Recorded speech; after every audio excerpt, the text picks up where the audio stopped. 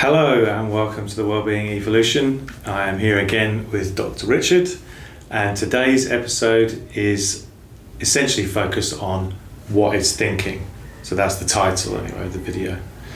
There will be a therapeutic context involved at times, but we'll just see how the conversation goes.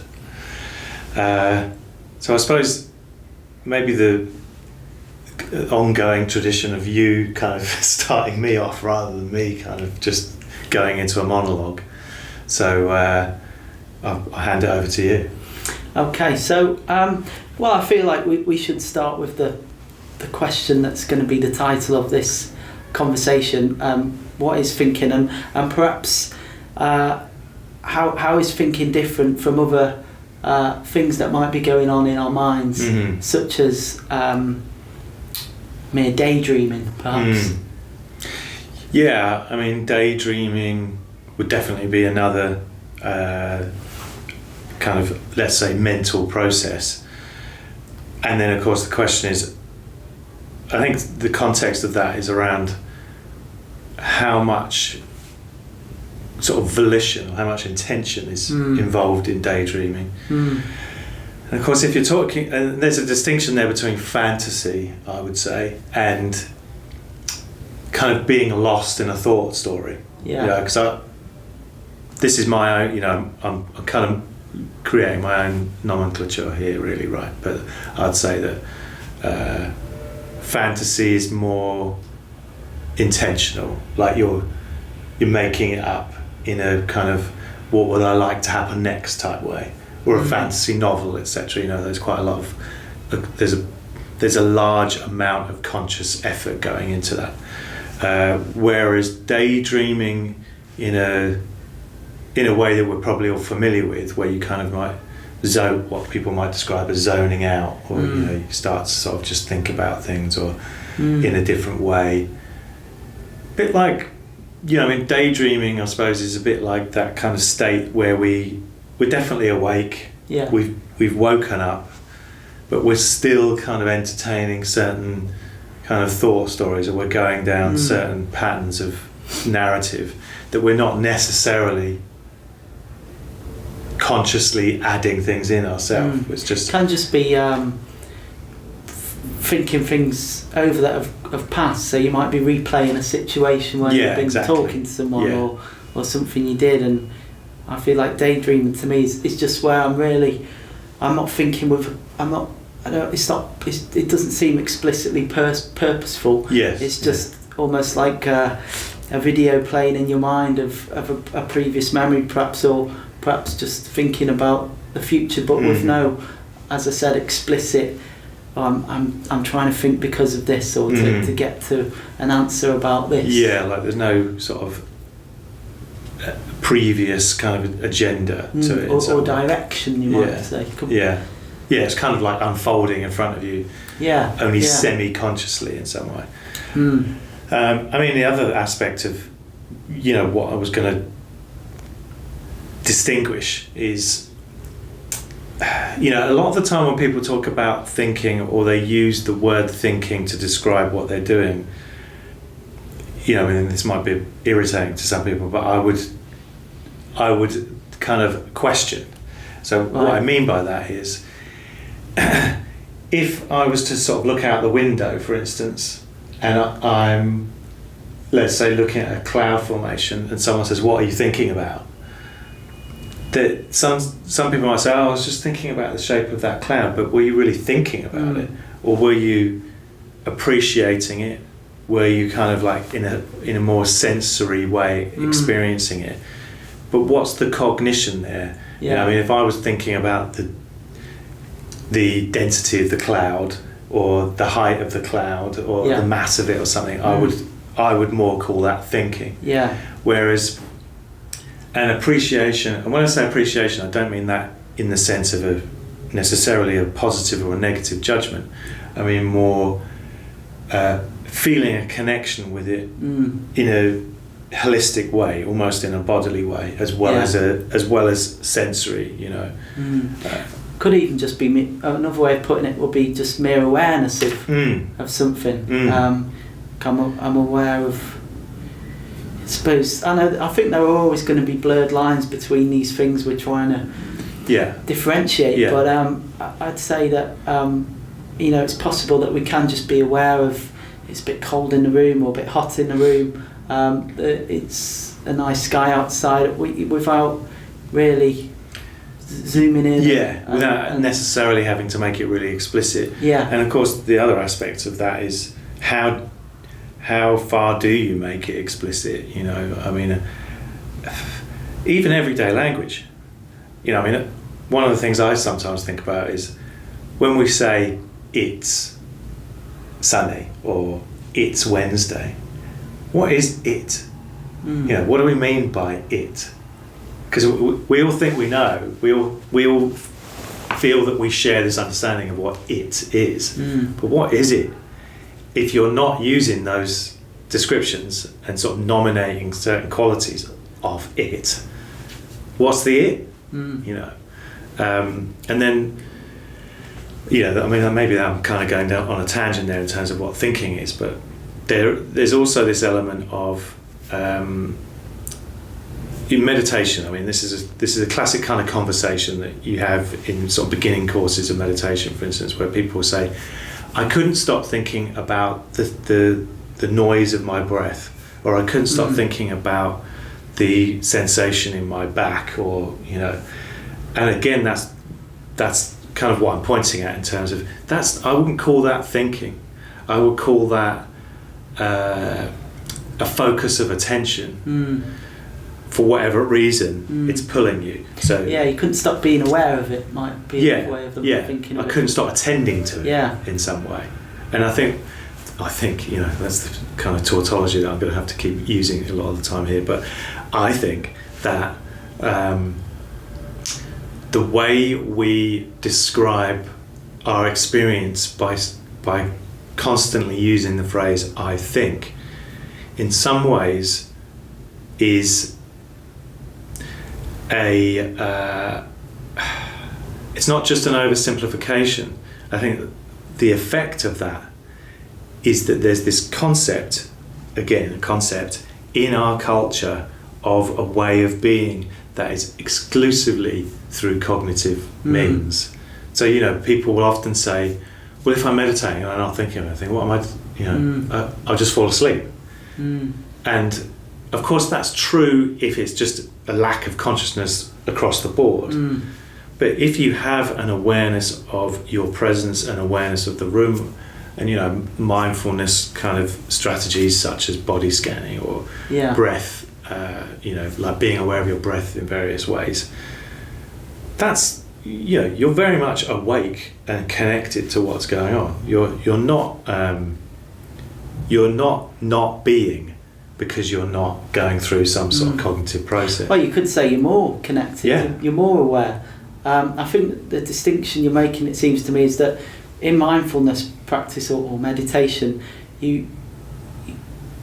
it's not like you become unconscious. In many ways, you become more conscious of what's going on around you, or you could just pay attention to your own breath and your own bodily experiences and sensations. But you're not... it's almost like those phenomena, whether it's your bodily sensations or you can hear sounds outside, you're just being merely aware of them. You're not thinking, oh, do I like it that I feel warm, or I can hear this sound outside, and evaluating it.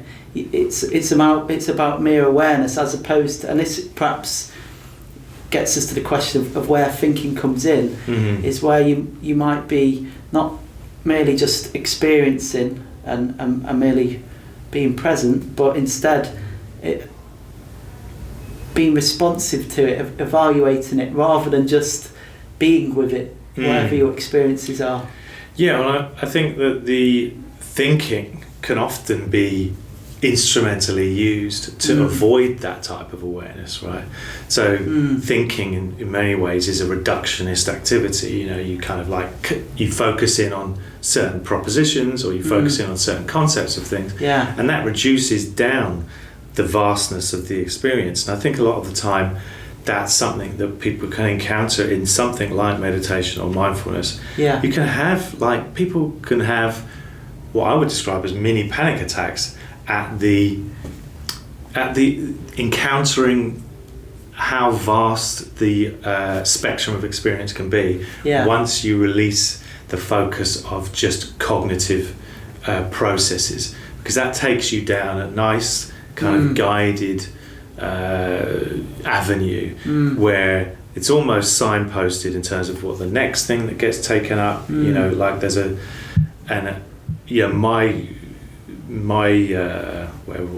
could call it concept of, I wouldn't call it Western culture anymore. What I would say is sort of post-industrial culture, right? So the idea of ourselves, it's sort of based on individualism, but it's also based on being highly productive. Then there's this sort of compulsion, you could almost describe it as an addiction, to remain in that state. And the prospect or the first encounter of another way of being that doesn't have the boundaries that are kind of laid out in a conceptual structure can sometimes be almost too much to take in. So then you snap back to thinking again to deal with it. You know, because that's how it functions. You know, if we're talking about sort of McGill-Christian sort of perspective, you know, the left hemispheric kind of analysis is intended to bring things back under control in some way, whereas that right hemispheric broad appreciation of things is not really about control. It's much more about just establishing a connection and having a like you say, like an awareness. Although the only thing I would say is I wouldn't use the phrase mere awareness, because I don't think there's anything mere about awareness, right? It's vast, and I think that's the to the kind of, let's say, to the self that's been developed within that environment I was just describing, you know, the post-industrial environment, the vastness of that type of awareness and the vastness of our own being, you know, to kind of give it a grandiose term, sometimes is overwhelming, scary, and I think that's an aspect of anxiety. I'd say in therapy, that's often what ends up being described, is that the encounter with their experience is too big, and they don't know. You know, when you're young, there's certain boundaries and, let's say, narrow understandings of the world that can sort of reassure you. And I think when people get to a certain age, let's say, you know, can happen, you know, to people at uni, because they encounter a lot of freedom. So that openness of experience in itself can be enough compared to what they've been used to. They're suddenly responsible for when they get up, they're responsible for the decisions they take in terms of their university course, you know, who they spend time with. It's suddenly very free and open, and that is anxiety inducing if you're not used to it, because of the vastness of that experience. And you can keep going with that, you know, I would say, like into the 30s, well, any age really, but there are certain stages in life where people can encounter the realization that the way they're living and the decisions that they're taking and the directions that they sort of move in are going to have very real effects, and that is like, oh, so I've got power. And that's what's so there's a paradox with the anxiety experience, because it's like a feeling of powerlessness. But often the paradox being often that you've just encountered, like Kierkegaard says about anxiety is the dizziness of freedom. It's when you encounter the ability or the agency or the freedom to make choices that could really have significant effects. And then there's that kind of, you don't have the ability to withdraw from that anymore, because you are an adult now. You can't just go home and go, you know, I'll just stay here and, you know, my mum or my dad or whatever, you know, like my peer group even will take up the slack for me in some way. It's that sort of understanding that, oh, it's all on me in some way, and that can be enough to put it in colloquial terms, freak people out, you know. And that, you could say, is a moment where people realising thinking is necessary. I've got choices to make, I've got options, and therefore thinking I have to think them through, or well, I have to think them through to make decisions, or as you said, it could be more people feel a sense of being immobilised and overwhelmed by it, so they perhaps just sort of let's see what happens. But I think it seems like we're framing thinking here as back to the original question, what is thinking? It seems more that it's a second order phenomenon in the sense that you could have, and this is why I said mere awareness, because I feel like to be aware of whether it's you're just aware of your bodily sensations or what's going on around you, or whatever's coming into your mind, really. I'd say there's awareness, and then thinking is almost, as I see it, responding to that awareness. So it could be, I hear a noise outside now, I'm aware of, it sounds like a protest on the street, as we sat here speaking, and I might start thinking, well, what should we do about that? Do we need to speak louder so that the audience could hear us? So yeah, I'd say that it seems like thinking is a second order. It emerges in response to whatever we might be aware of. So I suppose the question is really, when is thinking helpful? And perhaps we can stick to the therapeutic or the psychotherapeutic context for examples. But when is thinking helpful, and what kinds of thinking are helpful? And perhaps later we can maybe consider where it's not so helpful in that context. Yeah, well, in some ways it might become sort of it be implicit in my answer of when it's helpful will also be when it's not helpful. Yeah. Right? So I think, as you mentioned there is often a necessary requirement to think about things, like analysis, right? So analysis, etymologically speaking, means to cut things up, and part of the reason we would cut things up is to make it more manageable, right? If you're trying to understand something. So in that sense, it's useful. I think that the question is, and like you say, it's second order. I agree, it's second order. The question is, what are our thoughts emerging from? And to put it in a therapeutic context, let's say, for instance, a modality like CBT. So there's this sort of key concept in CBT of core beliefs. So core beliefs are, to put it in a kind of fairly simplistic sort of description, it's what you carry around that you orientate yourself to the world with. Yeah. So it's, in many ways you could say it's like your expectations, your assumptions about how you predict the world to play out, the phenomenal world, but then also the way you kind of place yourself in the social structure.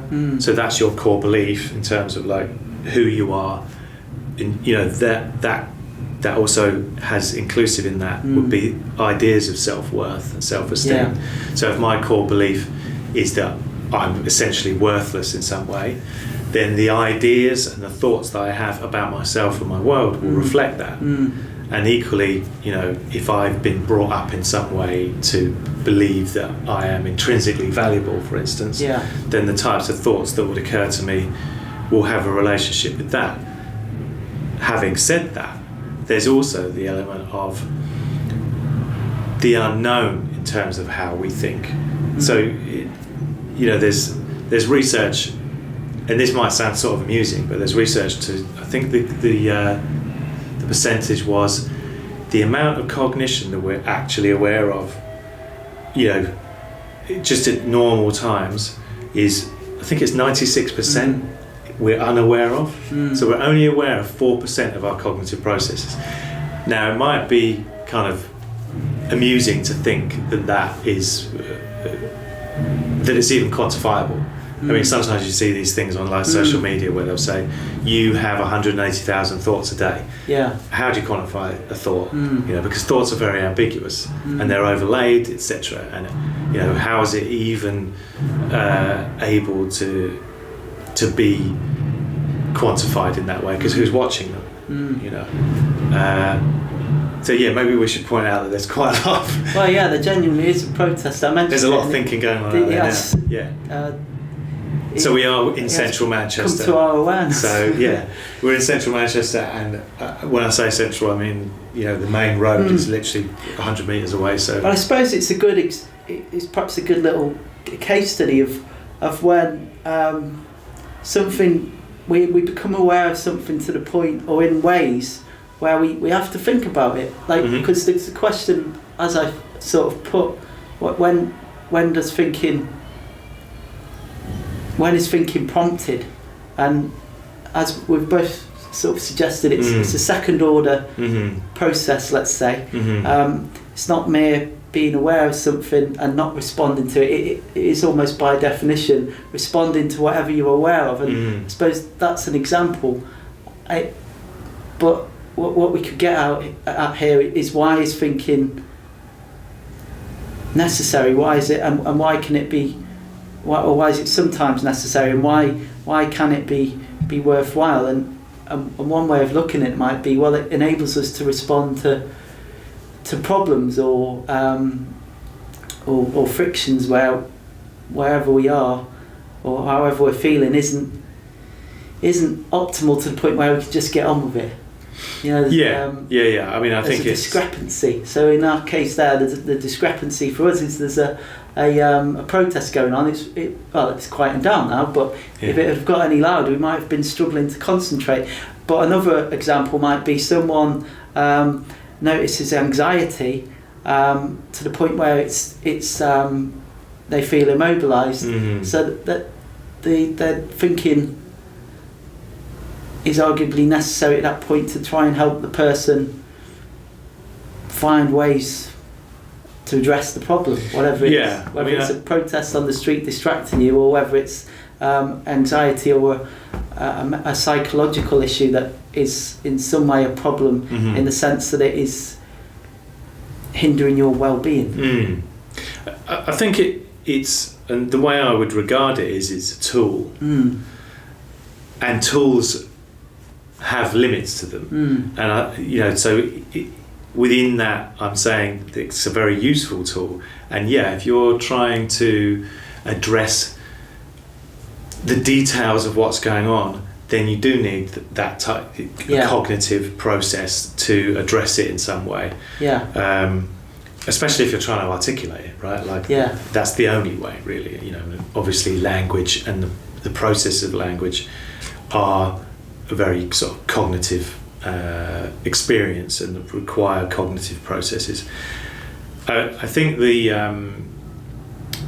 difference between, let's say, the experience of anxiety, which is often associated with rumination, or constant sort of anticipation of something in a problem-solving way.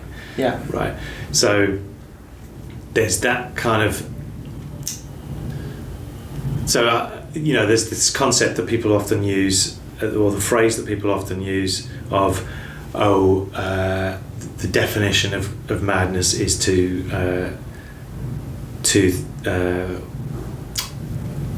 doing the same thing over and over again, expecting a different result. And people often attribute that to Einstein. So one thing I'd like to say is, to clear that up, Einstein did not say that. It was an AA, Alcoholics Anonymous campaign in the 1970s, I believe, addressing the idea that solving your problems with alcohol again and again and again is not an effective measure.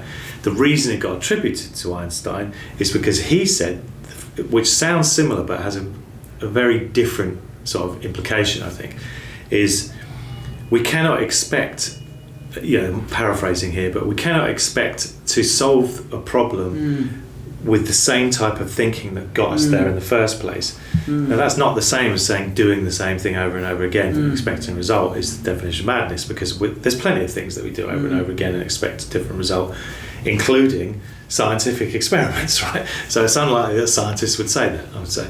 So anyway, my point being is that in the therapeutic situation, a lot of the time it is, you come in, you sit down, you describe what's going on, And part of my job a lot of the time is not always to engage with the particular content of what they're talking about, like, and chasing the tail of each of the thoughts that they're presenting. A lot of the time it's for me to point out to them how they're thinking, not what they're thinking. And that's very, I would say, you know, from my understanding of it, that is a right hemispheric. It calls upon your right hemisphere to address that, because it's a broad. It's looking at the whole. Yes. Rather than just the specifics of what they're saying. It's looking at the whole, the way they're going about it, the patterns of thought. I mean, I think that's when people are training in therapy, that's often the obstacle, is that you could engage in a very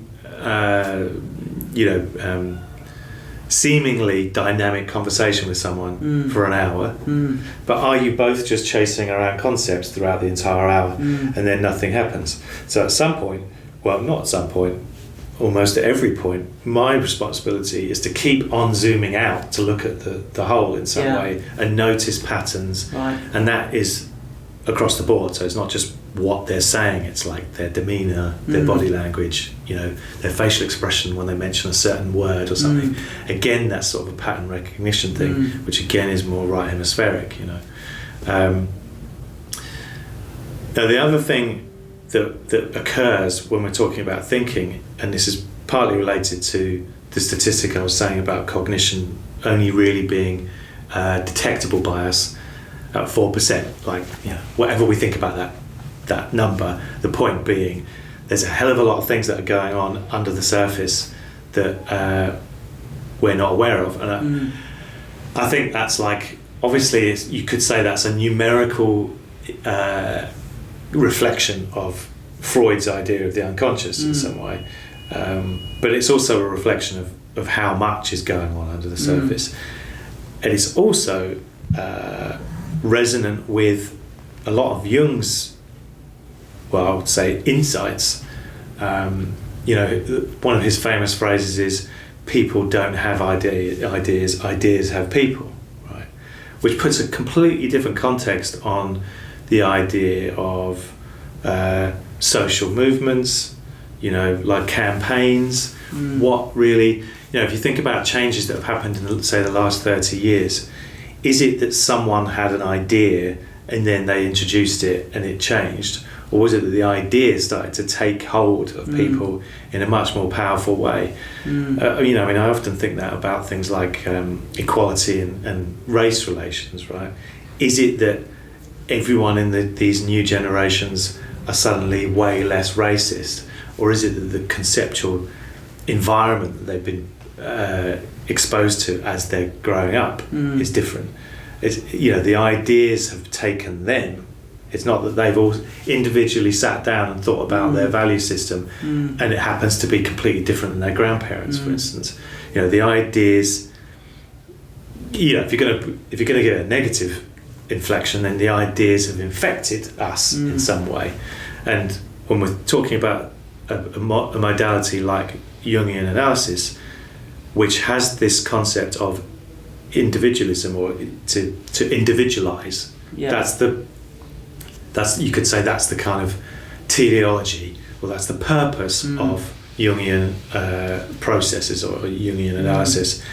And part of that is to, I would say, is about recognizing which thoughts really are yours, which thoughts are emerging from your values, and which thoughts are emerging from society's values, and to be very conscious of the difference between the two, because otherwise, you know, the path of individuation could be likened to a spiritual path, and I think a lot of people do accuse Jung of being essentially founding a new religion, right?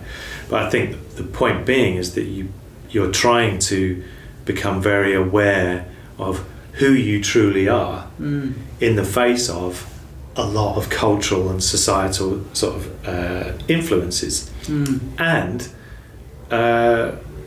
imperatives. You know, like there are a lot of societal, you know, let's say implicit messages that come across, and in our culture a lot of that is to do with productivity, right?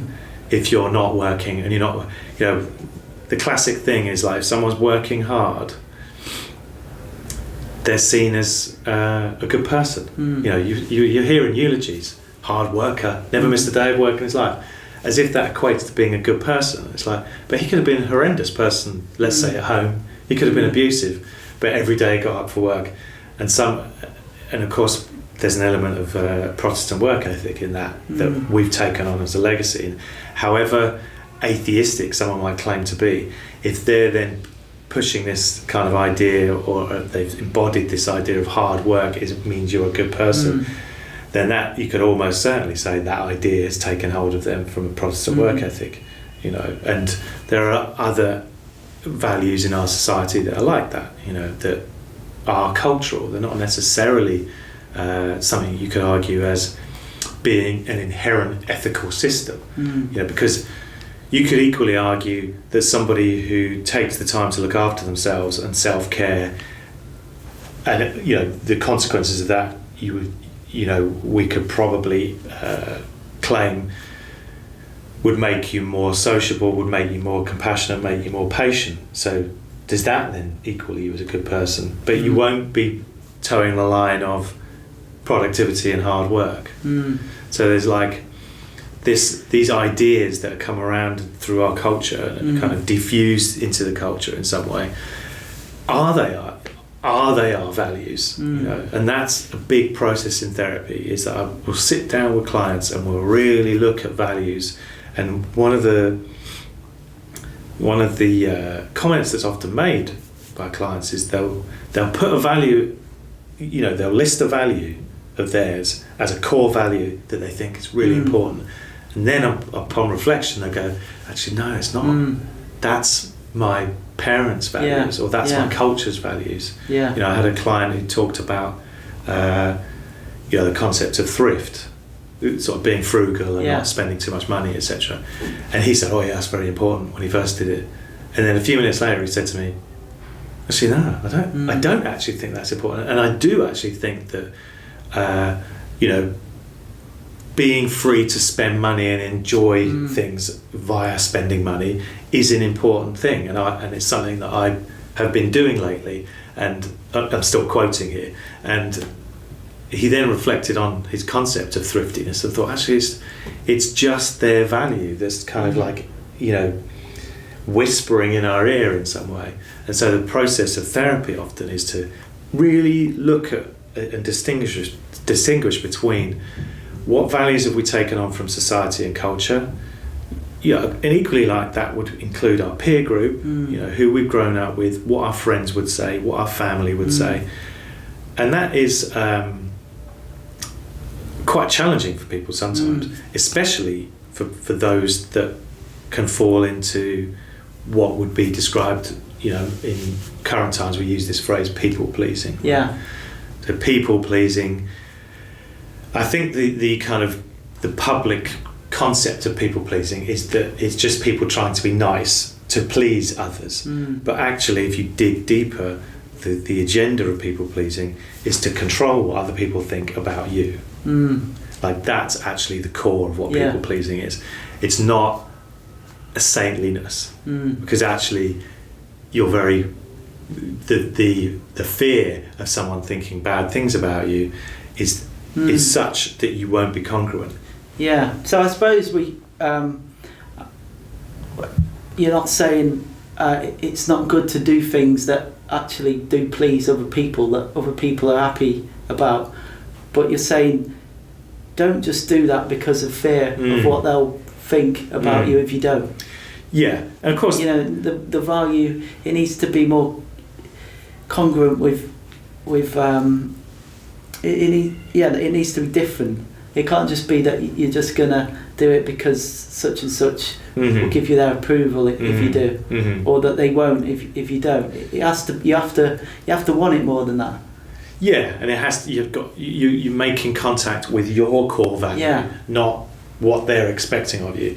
Now the caveat in that, of course, is I'm not suggesting that if someone lives with, like, let's say, in an abusive family situation, that they just suddenly throw all caution to the wind and go, well, that's not my value, so whatever, and stick two fingers up at them, because that the results of that you have to consider. But my point is that as a general disposition, just navigating the world, trying to holding as a top priority, getting people to like you and not think badly of you. Yeah. Because the question there, and this comes back to Jung's individuation process, is whose life are you living? How is your if especially your social life is characterized by each time you encounter another individual, you're considering what you need to say in order to satisfy them.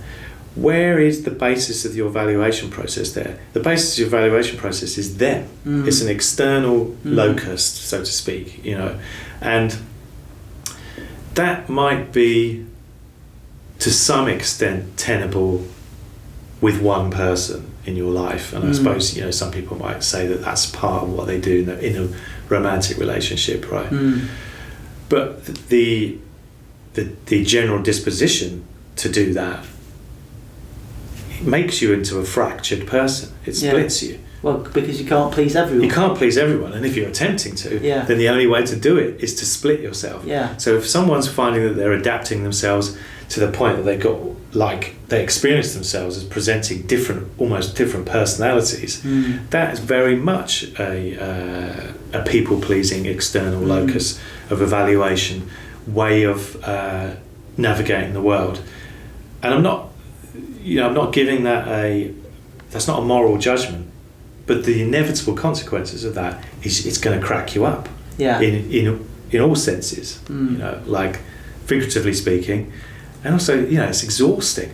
And the conversations I can have sometimes with clients where they'll talk about who they find in their life energizing or tiring, and it won't be to do with how much they like someone. And in some ways, if you drill down into it a bit, it will be the person they really like exhausts them. Right. Because what are they doing? They're trying to please them all the time. They're constantly thinking about what they can do to keep them happy. Whereas they'll describe, let's say, hanging out with 2 or 3 friends that they like, but they don't really care what they think. Or rather, it might not be that they don't care what they think, it's just that their sense of reassurance and confidence and security in those relationships is that if they say yes to getting a Chinese takeaway, they'll be as appreciated and liked as much as if they said no. If they say they want to take an hour out to have a lie down and not watch a film, they'll be appreciated as much. And of course, maybe some people would say that that's what they experience with their family, for instance, and what is that? That's like an unconditional understanding of your intrinsic value. But that's different because it's about a relationship, and what I'm describing is that it has to be our appreciation of ourselves needs to be that we have intrinsic value. And this is the challenge, I'd say, with a modality like person-centered therapy, because within that is this concept of UPR, right? UPR being unconditional positive regard. Now that's quite a statement to say that you've got unconditional positive regard towards another human being, and especially in the therapy room, because how does that work? In terms of you don't know them that well, they're presenting to you all sorts of aspects of their character. And you're talking from your perspective, you have to have unconditional positive regard for the client. Yes. Now, and this is a Carl Rogers outline of one of the core conditions of therapy, and I completely agree. But this is where I have let's say, a question about people that train in therapy, or train as therapists and counsellors, and they'll say they have unconditional positive regard. Do you? Because where is that coming from? What I mean by that is everybody has their own, let's say, processes of attraction and aversion, things that they feel are kind of distasteful, things that they find abhorrent, right, about other people, for instance. Now, if my unconditional positive regard is not based upon or grounded in your intrinsic being, something that's transcendent to your behaviour and the way that you think, then I've got nothing left to kind of, let's say, appreciate you with than what you say and how you described your behaviour. And intrinsic being, do you sort of mean the idea that there's always potential in them, no matter what they've done and what they're saying, Yes. how bad things might be for them? There's always the future and the potential that somehow they can go towards a better place than where they currently are. And it seems to me that what you're saying as a therapist who's trying to have unconditional positive regard for the client, you need to keep that potential in mind. Otherwise you might just think, who knows? Yeah. Well, you're gonna, well, to put it concisely, you'll judge them, and you'll judge. I'm not talking about whether you judge their behaviour or whether you judge the way that they think, because that's unavoidable.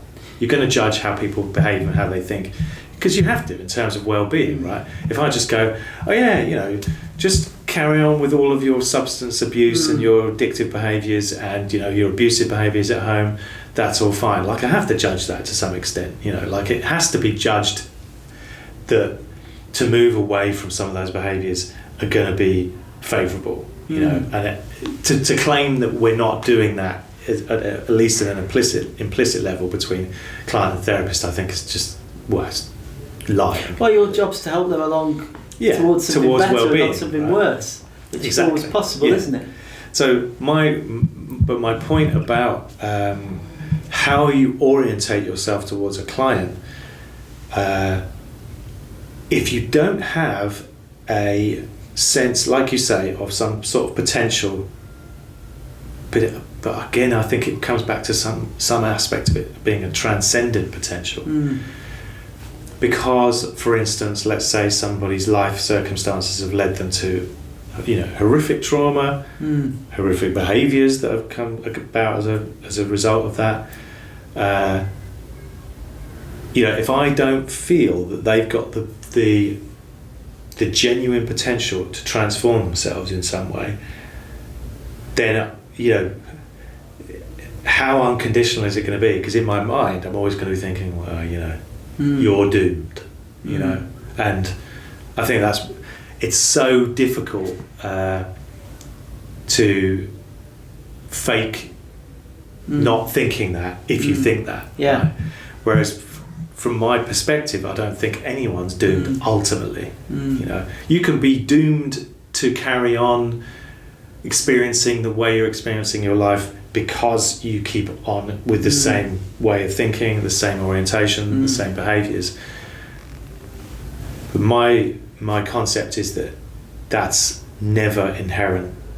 Like, there's some freedom there, and so I suppose what I'm saying is, because someone goes for training as a therapist or a counsellor and gets told that UPR is a core condition, and then they go, UPR is a core condition.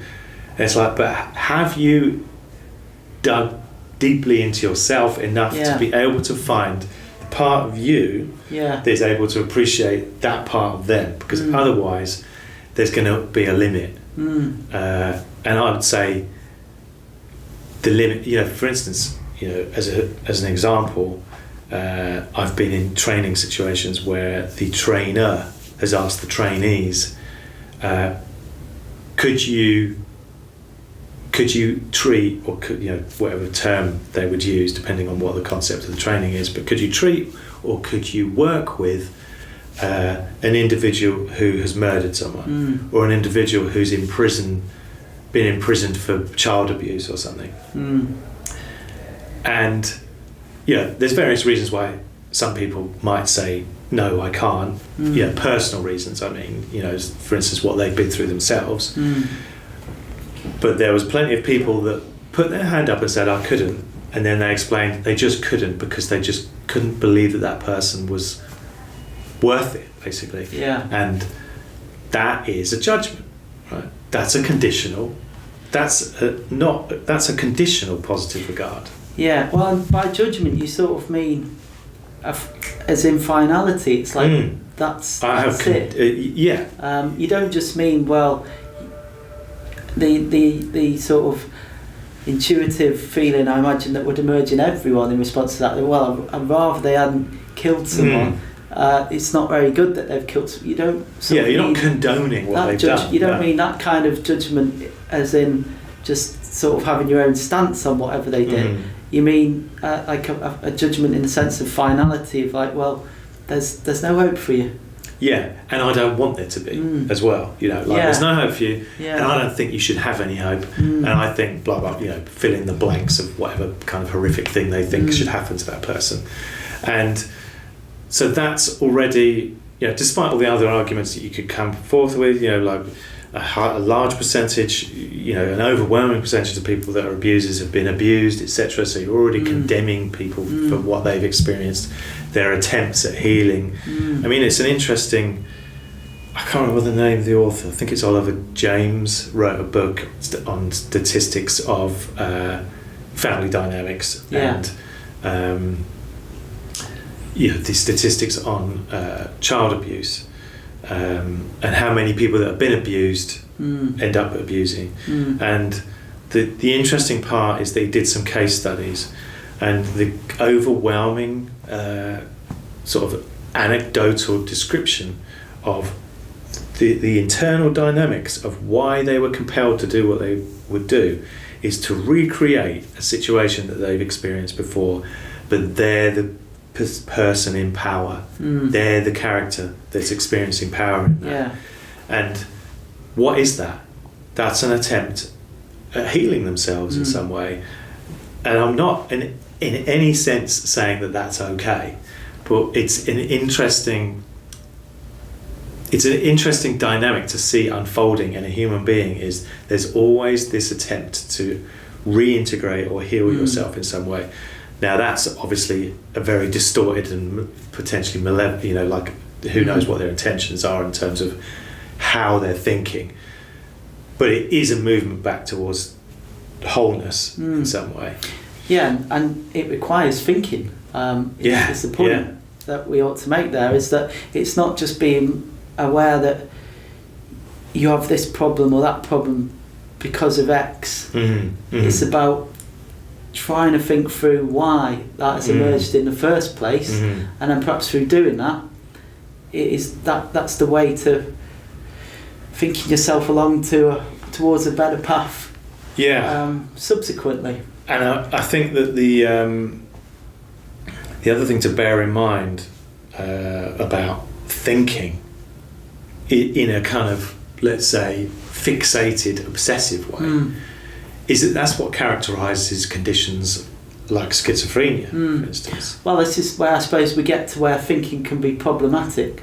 But I think we've given a good case study there, it seems to me, of where, as you said before, this analytic breaking things down, thinking them through, can then lead you to some sort of feeling of resolution and potential better ways of thinking moving forward.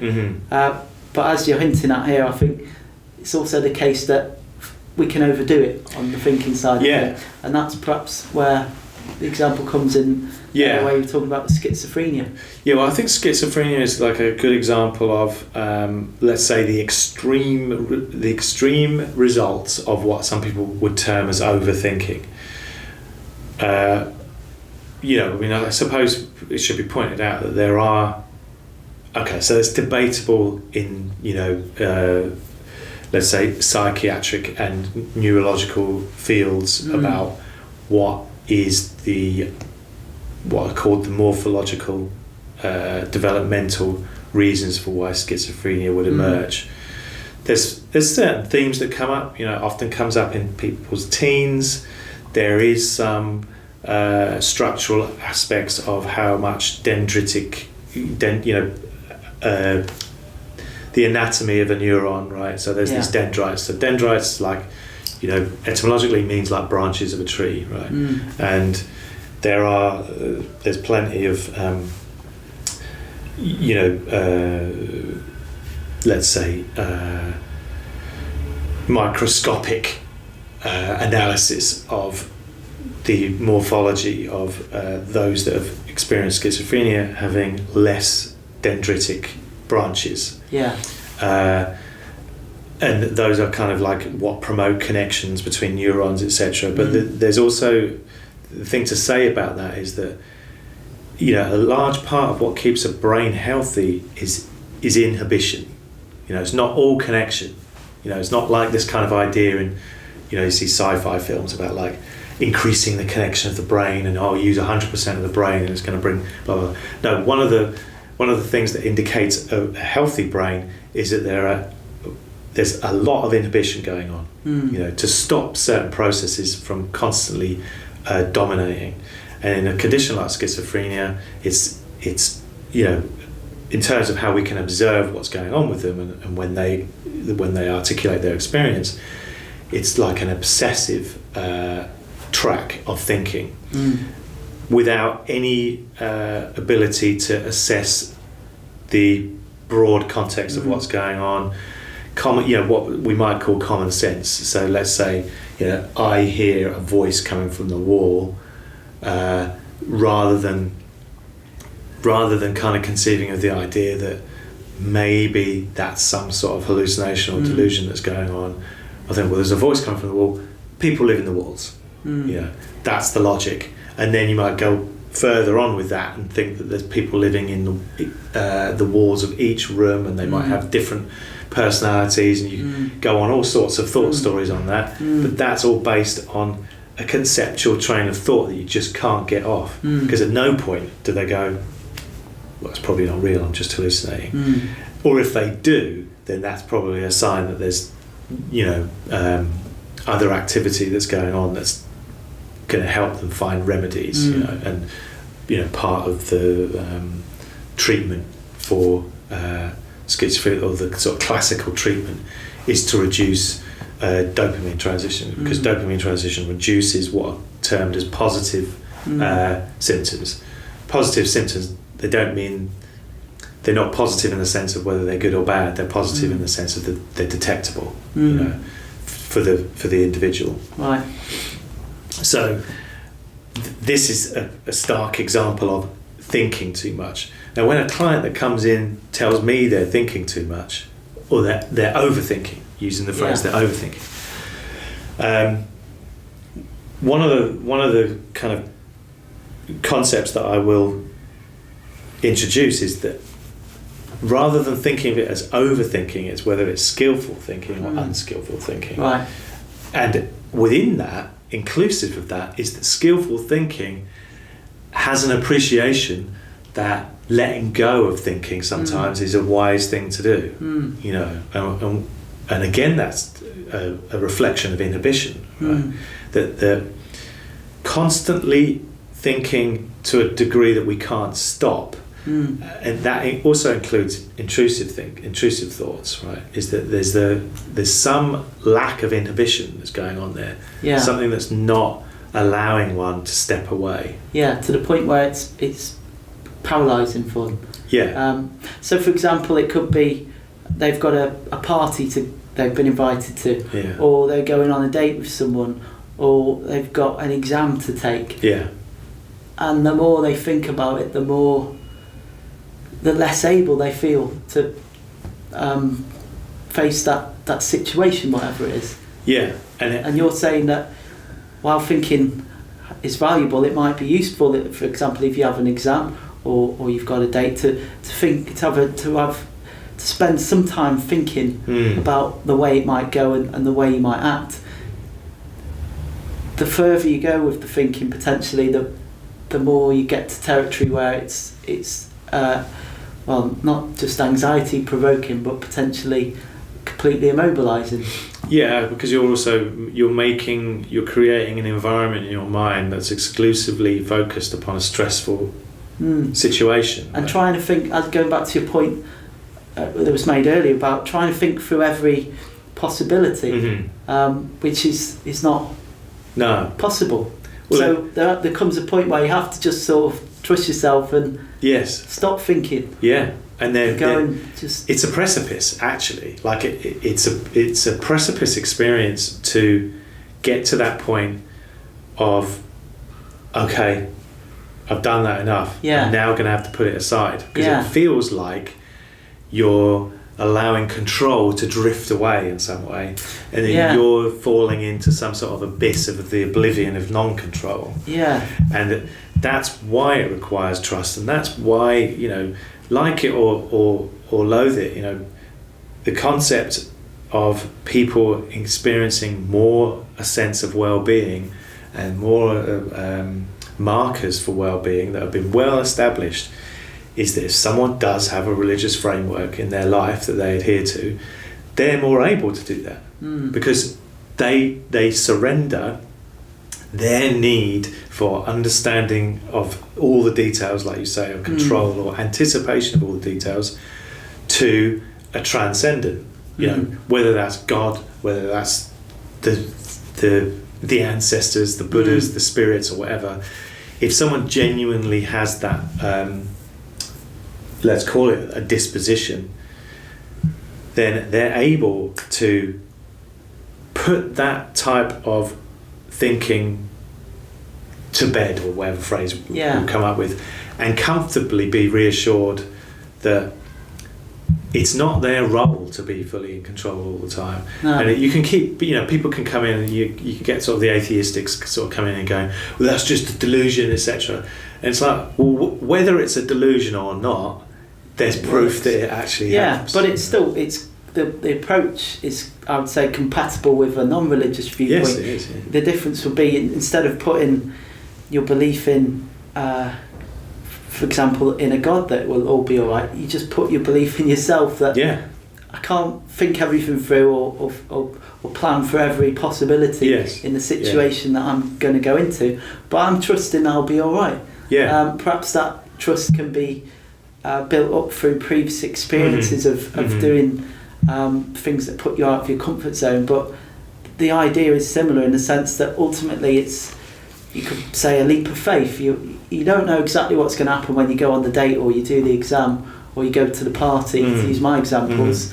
But you might have thought it through a little bit, so that you've given yourself a feeling of, I've got an idea of what's going to happen and how I might act, but ultimately I don't quite know, but I've got to go on and get on with it, and I'm trusting that it will be alright, and I'll be alright. And so I think I can see why if you're religious, then you'll have your different ideas about why it'll be okay, but I think the approach that, or the trust in the idea that it will be okay is also compatible with a non-religious perspective too. Yeah, there's broader principles there. To give it a pervasive term that would be applicable to all of those, let's call them strategies, it's the relationship that you have with uncertainty, right? That it's not your role to be certain all the time, and that's okay. And like you say, you can put faith in yourself. You can also put faith in, you know, elements of experience, like you've done it enough. And I think that hopefully that happens through a maturation developmental process, right? So when you're young, your faith of things unfolding in a reasonably positive way or a safe way is much more contracted out to your parents, right? Primary carers or teacher, depending on what the environment is. But over time, hopefully you develop that more and more through your experience, understanding your own capabilities, not to be perfect, but your capabilities to be able to adapt. And that's not just the ability to adapt to changing circumstances in a kind of effective way, but it's also believing in yourself enough to adapt to mistakes. Yeah, well, I was just thinking about the idea of unconditional positive regard again there, for yourself there in that case, because it's like, well, whatever happens, you know, there's always the future. I'm always going to remember, as the client would for their, as you would for your client, I'm always going to remember the fact that there's always still potential about the future. There's still potential goodness in the future. Even if I make a mistake or I do a terrible job of whatever this thing is, I've got to go and immerse myself in. then it'll be all right, and I'll learn from it, and I'll move forward towards the future with that experience on board. Yeah, and so I think it's unconditional positive regard for the self, for your own self in that sense. Yes, and I would totally agree, and the aspect of that echoes with what we were talking about earlier is that what you're not doing is limiting yourself.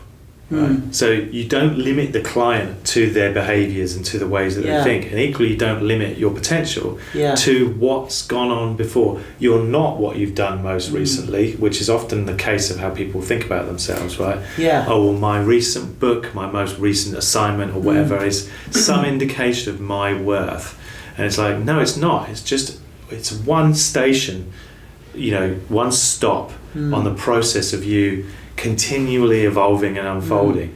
And if you start to fixate your sense of identity upon what you've done or how you've done it, what you've said, what relationships you've had, then you're closing yourself down. And the tragic part of that is that it starts to become reciprocal with your environment. And what I mean by that is your social environment, your relationships environment, etc. So if you start to identify yourself as less worthy, as the victim in relationships, the victim of abuse, etc. Someone who's unlucky. Someone who's unlucky, Generally. Yeah.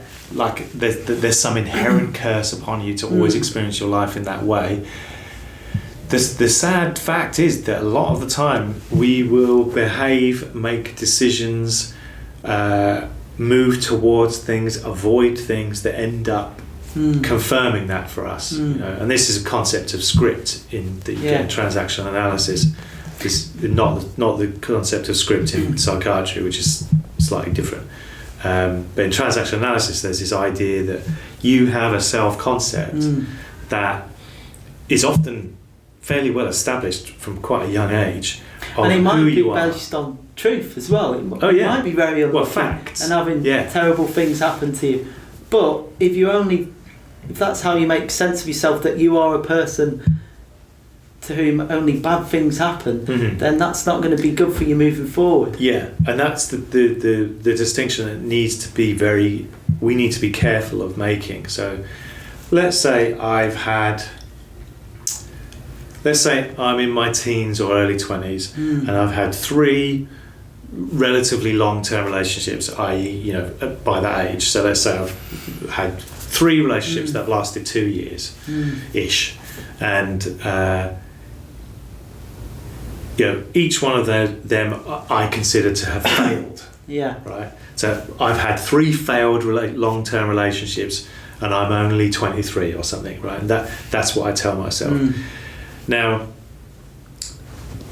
there's 2 parts of that though. One, well, of course you have, because you're only 23, and if you're not in a relationship now, then and you're using the criteria of succeeded or failed, then all of your previous relationships will be described as being failed.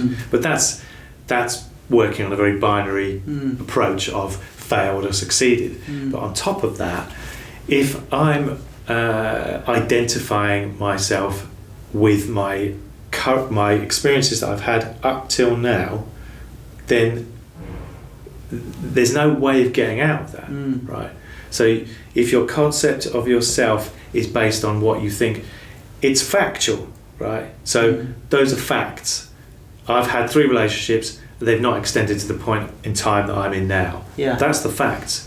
But the reality that we ascribe to it could be very subjective, and that's the problem, is that the function of things like anxiety, OCD as well, I would say, and depression, is that they are. So there's a term in psychiatry called attentional bias syndromes. Right.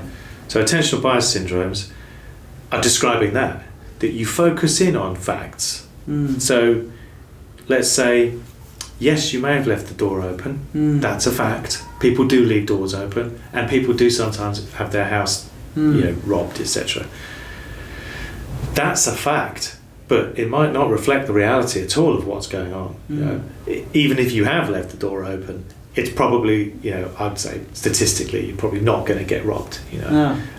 Whatever, And if you do that, I suppose one way of rephrasing it is, you know, you said there the facts of the situation. So you've had 3 relationships that are no longer continuing, or you left the door open and maybe you did get robbed. The facts, and then you said the reality. But another way of putting it would be the implications of the facts. So are the implications of the fact, well, I'm a bad person that no one will want to be with because I've had 3 relationships that ended, or that I left the door open and got robbed.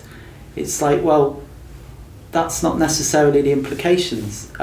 Maybe you're a human, you made a mistake. You shouldn't have made a mistake, but this is our point, isn't it? There's always the moving forward. Yes. Moving forward, are you going to be someone who's doomed now because you've had 3 relationships that stopped and that you left the door open and got robbed? Yeah. Or can you actually? Is there a way to think about the situation where moving forward you've learned from that, and you're not doomed? Because if you think you're doomed, then, as you're saying, it's not going to be helpful. It's not a helpful way to be thinking about yourself. Yeah. There are better ways of interpreting the implications of those facts. I think that's the thing, isn't it?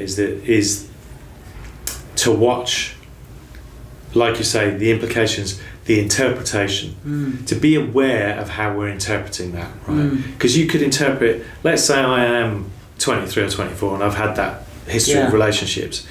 I could interpret that as, one, all I ever seem to do is fail in relationships. All I ever do is, and let's add another fact in. Let's say they always broke up with me, right? So all that ever happens to me is that I get broken up with, etc.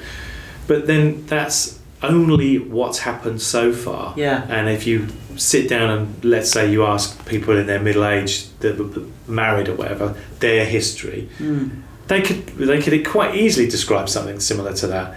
But if you close yourself down to identifying yourself exclusively with what's gone on before, then you're not giving yourself room to grow, and that is like a fixed and growth mindset. And you're not seeing the potential for the future to be different. I mean, to put it philosophically, it's the problem of induction. So that is that, well, we don't know for sure that the sun is going to rise tomorrow. I mean, there's good reason to think that the sun will rise tomorrow. But in our examples here, I've had 3 failed relationships, or 3, to put it a better way, 3 relationships that stopped for whatever reasons. That doesn't mean that the next relationship, the same thing will happen. So it's not thinking that, I suppose, getting to the point of not just assuming that everything is going to recur in the same way it did in the future. The future is open in that sense. As I said, there's good reason to think that the sun will rise tomorrow. But we can't be sure that it will, because we don't know. Tomorrow's never been yet. But then with relationships, for example, there's much more reason to think, well, that things might change in the future. It might not always be that way. And that's the thing, isn't it? Is that if you enter into relationships seeking some kind of certainty in them, then that ends up being the type of behaviour that follows with that, right? Like, because it's all like checking up on them all the time, asking questions, kind of thing based on insecurity all the time. And what happens? Then the thing that you fear the most, they get sick of it and they leave. And that goes back to your point about the way you're thinking is going to influence your environment. How you experience it. But also to some extent what actually goes on, because if you're just insecure and you're texting your partner 24/7 to find out where they are because in the previous relationship you were cheated on, then perhaps you're more likely to bring that about again, just because of the sheer fact that you're just so insecure and you're maybe pushing someone that which way. Which is based on the concept that they should know. Like that's the root of that is, I need to know. And like you're saying, thinking about how you're thinking, not whether you're thinking, is he cheating, or is she cheating, or is she out with some other guy or whatever. It's like, hang on, how am I thinking? I'm thinking in a very insecure way. I'm trying to establish some sort of certainty, which is almost impossible for me to do, well, definitely across the board. I mean, one other thing I would add in there, which might be slightly tangential, but I think is worth saying for young people in general, is that tendency to judge oneself or others on whether they've had successful relationships, etc., is such a binary way of looking at how your life is, which is, binary thinking, or what's sometimes termed as black and white thinking, right? Like just thinking in extremes, this and that, on or off, etc., is a classic marker for conditions or traits that can lead people into, let's say, suffering with their mental health in some way. Whereas growth mindset and process thinking is very different, right? So if you think of your life as a process that's constantly evolving and unfolding, then the time you spent with those people is not a waste. They're not failed relationships. They're a time where you came together, you learned some things from each other, you experienced each other in a certain way, and now you've parted ways. And if you think like that, the other aspect that comes with that is that you can still maintain a sense of value about the other person. It's not just they failed me or they let me down, and there's all these kind of like condemning type of thoughts that people can have. Whereas if it's like, we're two human beings, we came together, we tried to see how we could sort of be together, it worked for a certain amount of time, and then it didn't work for whatever reason, and if you start judging, going, well, they cheated, etc. But that, the causes of why they cheat are many and varied, and just sort of honing in on the one act that they did. There's other reasons. There's all sorts of causes for why someone would do that. I'm not suggesting that you should stay with them because they did that, but just condemning them as a terrible person is really lacking the nuanced thinking of what makes a human being up. It's more straightforward, isn't it? Rather than thinking through the context. You can attach to that thought. Whereas thinking, well, they had their own insecurities, they had their own problems with impulsivity, with making decisions that are, whatever we want to call them, mature, maybe, even that, my point being is that if people start descending into that type of thinking of judging themselves or judging others because of the types of relationships that they've had, then you're likely to there'll be other rigid frameworks in your thinking. So even if you are in a relationship and you think like that, there'll be ways of behaving and ways of regarding your partner that could be problematic because you're judging things on a yes/no basis instead of a nuanced way of thinking, which is, like there's that, my favourite quote, or one of my favourite quotes I would say ever, is Albert Maysles' quote. I think he was referring more to sort of societal media aspects of the world, but if I get this right, it was tyranny is the deliberate removal of nuance, right? So obviously we can see how the media does that. They reduce people down, they reduce celebrities down to sort of simple kind of aspects that you can either find favourable or we condemn and criticise. But the real profundity, I think, of that quote is what we do to ourselves.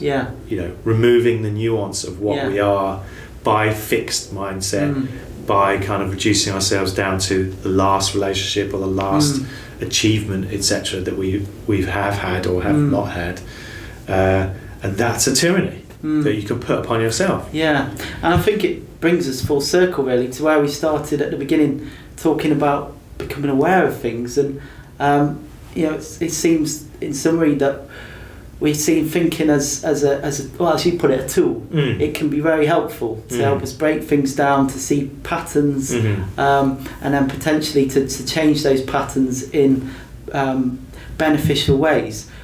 But we also need the mere awareness of the ways we're thinking in the first place, so that then we can go and sort of work our way through how those processes might be causing us problems in the way that we're framing things. So it sort of brings us back to where we were in the beginning, in the sense that we saw the value of just being aware of things and noticing. Then there's also the processes of thinking, breaking that down potentially, at least in the example of it's, becoming aware that you're thinking in certain ways that make you feel anxious or depressed or whatever it may be. There's got to be this constant dynamic of the two abilities, you can say. Yeah, the ability of together. fixation and the ability of expansion. And I would say the expansion, an aspect of the expansion is what we could describe as letting go in some way. And there's a value to that it's that gripping on and trying to manipulate even propositions and concepts in your own head constantly is not actually the most efficient way of being. And a final thought may be that there's loads of anecdotal, and when I say anecdotal, I don't mean like potentially made up. I think they've been fairly well confirmed, of figures like Einstein, like Niels Bohr, etc., that have very much in their practice of what they do have valued the skill and the wisdom of letting go and not constantly analysing, because I think people have this concept that all that Einstein did was sit there and be all very intellectual and think all the time. But I think it was his sister or maybe his wife, I can't remember which, that described a fundamental aspect of his practice was to essentially sit at the piano and tinker a little bit and sort of almost daydream, and then he'd suddenly go, I got it. And that was not, and I'm not kind of like describing it for him or putting my own ideas. He very much articulated in many ways that the intuition and feeling your way into things, not always just sort of being very analytical, is a huge part of discovery, creative thinking, and the insights that he had.